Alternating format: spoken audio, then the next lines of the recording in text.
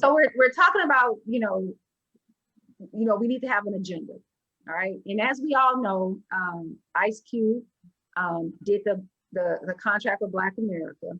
And he said that, when him and the scholars that he utilized to write this Black Contract of America up, which I printed out, I always like to print out and take a look at, what's going on. He said, I'm going to talk to both camps, right? And then he ended up talking to both camps. He talked to the Trump camp, he talked to the Biden camp.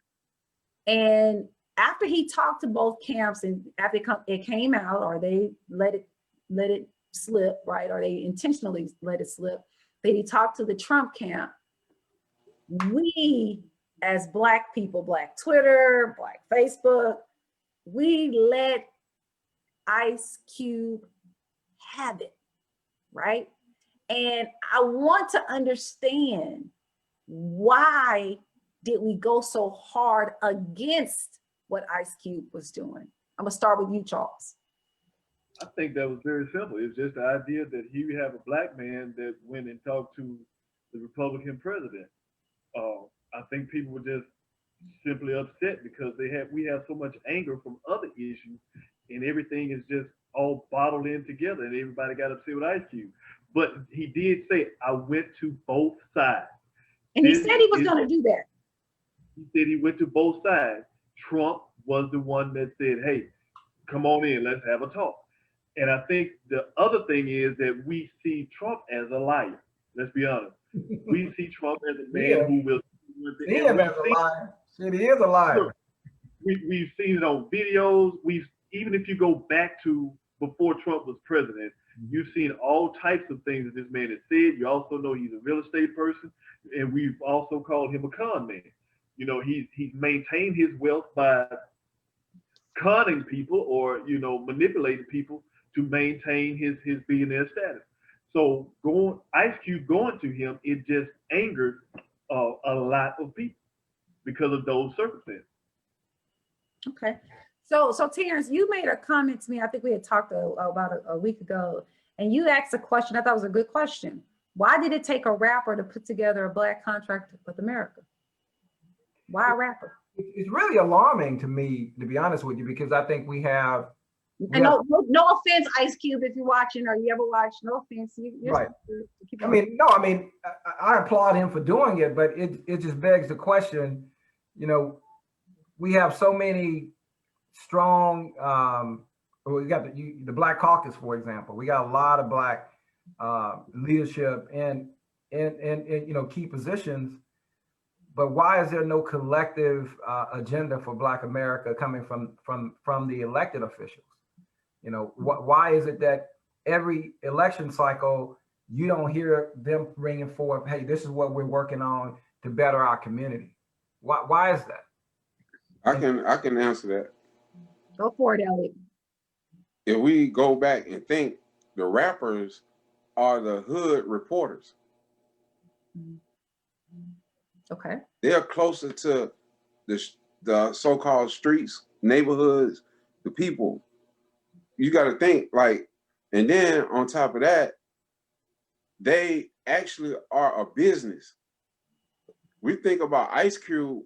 Ice Cube is not Elliot Rice. Ice Cube is a corporation. We see he just like Martin Luther King was just, he was the one who giving the speech. It was a whole engine behind him. You see what I'm saying? So it's like we look at Ice Cube and we see Ice Cube, right? And that's how we are addicted to sin. Back to detoxing. Like if we really listen or see with our ears, we would see that he had a whole group of politicians. He had other activist groups. It was a collective group of collective effort to write it. Yeah. To write that contract. But we always look at the cover of the book versus actually, like I said earlier, calming down. Even 4 years ago, I told everybody, calm down. Just all we gotta do is calm down so we can see. It's stop being so emotional. Right. Like if you see somebody get shot at the gas station, you say it was a green Toyota Camry. They pull them over, it's a red Honda Accord. Because we get caught up in the cover of the book and emotions. You see what I'm saying? So it's like, why not Ice Cube back? Well, who's the perfect person? Because once you become a politician, guess what you become? A liar. I think you're missing the point though, Elliot. Okay, go ahead. Go ahead. It's not a knock or an indictment on Ice Cube at all. I can say I applaud him for doing it. But I'm saying, Why is it not a politician? Based on my understanding of how politics work and why we elect certain people to be in office is you and that goes back to what we're saying. We're not demanding of them to do anything. And so that's why I'm answering my own question. That's why they're not going to have an agenda for us. They're not going to be putting forth anything once they're elected because we're not making them do it. It's no. But isn't the contract a demand? Huh? Isn't the contract Elliot, I think the point that Terrence is making is really just not he's saying Ice Cube has every right to make the contract with America. So he's not he don't have any issue with that. I think he's just saying, but why hadn't our Black caucus, our Black politicians already have done something similar on numerous occasions before? Because I got where he was coming from. Okay. I got where he was coming from. Because once you become a politician, you become what? You said a liar. Mm. A professional liar. Mm. Because you're stroking everybody's ego, trying to get where you. It's just crab. It's just a crab. Once you get in office, you the crab that got to the top of the bucket. So you're saying that no matter how ideological a particular candidate may be, once they get into office and they want to keep their position, they have to merge into what you call. Yeah, initiation. Once you win office, you got to go through initiation. You become a part of the fraternity. Gotcha. I hear you. All right. So I have a question. So, because we're getting ready to wrap up. Remember, I took you back to a time frame of 1870 to 1965. In 1870, I said that the 15th Amendment came out and Black men were constitutionally given a right to vote, although they technically really couldn't exercise it because of poll tax, intimidation, voter suppression, reading obligations, etc., right, and violence. And then we have, fast forward, 2020, we have Ice Cube, a corporation in and of itself, as Elliot so specifically delineated, right? Come out with contract with Black America, right? He makes some really good points, some good ideas on there. He says, hey, like Terrence, we're gonna give them agenda, Obama may not have given us anything because we did not put a demand on Obama to give us anything. The response, as Charles said, was people were kind of upset because Don is the con and he's a liar, and why would Ice Cube go over to do that, etc. And we just, not me specifically, but we as a whole, a good amount of Black people just went in on Ice Cube. Tell me this, what is the difference between how we as Black people, a lot of us, responded to Ice Cube that was different than how they responded to our Black men from 1870 to 1965 with regards to politics, voting, existence in America? Have we become the tool by which they keep us down? Yeah, I agree with that. We have. Because when I started to think about it and I started to prepare for this, and I focused on that 1870 and 1965 and really thought about it, right? And then I thought about what happened with the whole Ice Cube in response to the Ice Cube and some other incidences that have occurred. And it's literally like they manipulated us so that they don't have to voter suppress us. They don't have to intimidate us.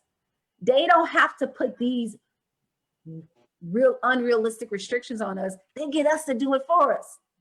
We doing it to ourselves. So even if you want to say our forefathers died for our right to vote, they died for our right to think and make a decision, right?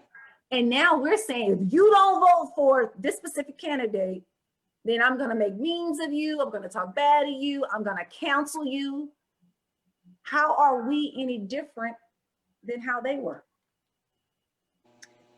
I'm going to let y'all answer that, and then we'll wrap up. Ain't no difference. Oh, I mean, go Elliot, then Charles. Elliot first, Charles second, Terrence, you can go last. There's no difference. That's all I can say. There's no difference. Like, until we can, like, learn, we gotta go to a boot camp to learn how to have a conversation. Like, we gotta be trained how to have a conversation before we can have a conversation. So, like you say, once, like I said, you say I'm very opinionated, but I normally I come across something, let me share it in the group. Just because I shared it, I'm already in agreement with the video. I just put it out there to let people just go ahead and have a bite. You know what I mean? So I know what's going to happen before I even do it. Then they call me a Russian, a Russian, a Russian something. You know what I mean? Elliot's not a bot, y'all. Elliot is not a bot. That was a bot. Hey, Okay. you know, like, I just put it out there because you got to train people how to think, how to spend their money. You have to be trained. When you open up a black business, you got to train your customers. You know what I mean? You got to train. Like, I don't have a black owned business. I have a business. My business is biracial. I feel like if I put black owned on it, it kind of puts it in a box, and it makes other money not welcome. No, I want all the money, just like the Chinese man, the white man, the Mexican man, Cinco de Mayo. He don't turn nobody around on Money Cinco is de green. Mayo. Money Huh? I say It's money green. is green. Now, once I get the money and somebody inbox me and say they need something, or I want to invest in something in my brothers or my sister, that's what I do. I got You know what I mean? Hold on, ahead, I want to, because we're running out of time. Go ahead. Charles, you answered, right? Our response to how we treated Ice Cube and some other incidences that occurred with our Black voices, have we become the voter suppressor? Yes, we have. Again, you know, we've been used as tools. We've been used as bargaining chips. I said that at the beginning. We got to get to the point where we can put aside some differences. If we really want to grow and move forward, we got to put aside some differences. We got to bridge the gap between the social classes within Black culture.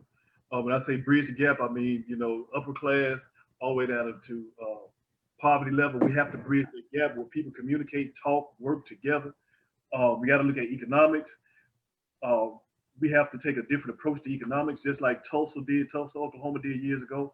Everybody, the money circulated. Of course, back then the government came in and destroyed it, but we're in different times now, so maybe the laws will work a little bit for it.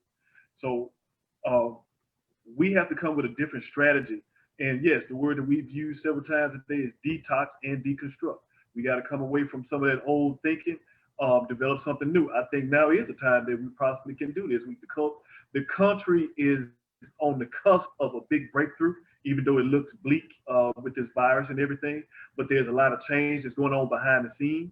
So I think we need to learn to be a part of it. This meeting here, and anybody who sees this, we just get together and start working together and start looking at our fellow Black man and Black woman as a brother or a sister or somebody that's in the same circle and create where all Black people are in our circle if we can.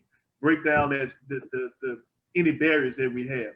Yes, you may be a Republican. Yes, you may be a Jehovah's Witness. Yes, you may be libertarian, whatever it is. We still have to come together with a common goal, as Terrence is alluded, and put together a general guideline of what we want. And sit down and continue to have discussions like this. Absolutely, absolutely. Terrence, what about you? Have we become a tool for voter suppression? I think what happens a lot of times is we we're moved on emotion. I think that came up a few times in the discussion. And I think with the Ice Cube thing, it was an emotional reaction because all you heard was he went to go and talk to Trump.